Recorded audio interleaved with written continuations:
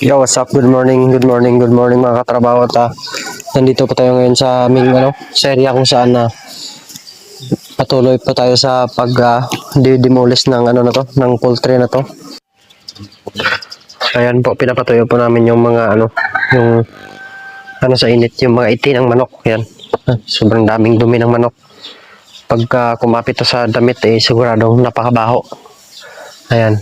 So dito po tayo ngayon sa pagdi-demolish. Ayan. So nabaklas na po yung mga bubong.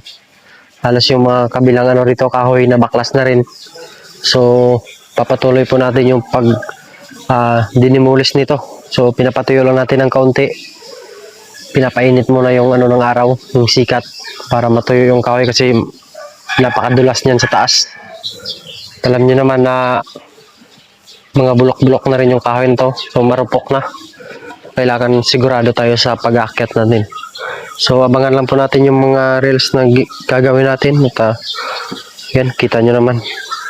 Ano, sobrang dami ng kalat na dumi ng manok. Yan. Umulan kagabi na malakas. Sigurado pagka trabaho kami ngayon ng basa pa. Kakapit to sa namin sa damit. Ayan. Kahit yung sa taas niyan, ayan, madulas yan.